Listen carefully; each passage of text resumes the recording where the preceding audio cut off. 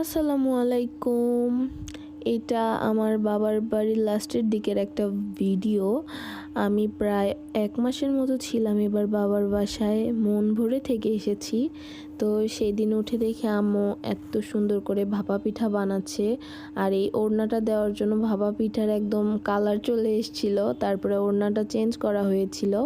আর ১১টার দিকে এই সুন্দর খিচুড়ি আর ডিম ভাজি খেয়েছিলাম, যেটা ছিল খুবই মজা। আর দুপুরের জন্য আম্মু রান্না করেছিল হাঁসের মাংস।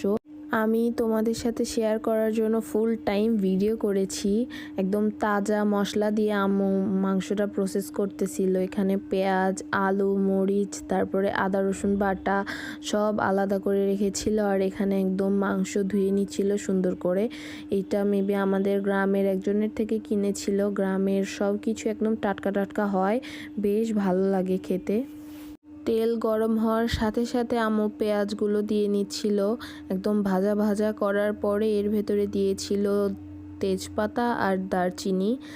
আর তারপরে এই মশলাপাতিগুলো মিক্স করবে, যে জন্য আম্মু সব কিছু নামিয়ে আগে থেকে রেডি করতেছিল। আর এখানে পেঁয়াজগুলো একটু যখন নরম হয়ে আসবে, একটু ব্রাউন ব্রাউন, সেই সময়ই হলুদের গুঁড়া, মরিচের গুঁড়া, আদা রসুন বাটা, মশলা বাটা সব আম্মু দিয়ে দিল একসঙ্গে। আর একটুখানি পানি দিয়ে সুন্দর করে কষিয়ে নিচ্ছিল। আমার মনে হয় এইটাই মাংসের আসল মজা। মাংস, মাছ, যে জিনিসই বলো না কেন, যত ভালো করে কষিয়ে নেওয়া যাবে ততই মজা লাগবে। তো উপর থেকে যখন তেল উঠে আসবে তখনই আম্মু সব হাঁসের মাংসগুলো দিয়ে দিবে, কারণ আবার কষাতে হবে, তাও ঝোল ছাড়া।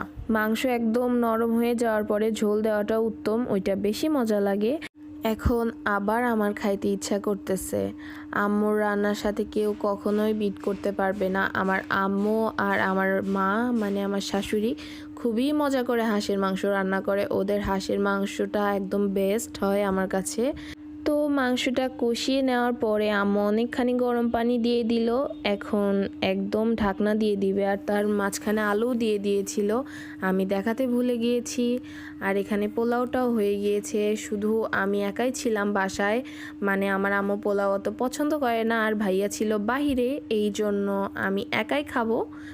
এখানে আম্মু সুন্দর করে হাঁসের মাংসটা একদম বলক তুলে নিচ্ছিল। আর অন্য পাশে দিয়েছিল পেঁয়াজ বেরেস্তা করতে, কারণ এর ভিতরে আম্মু দিবে হাঁসের মাংস।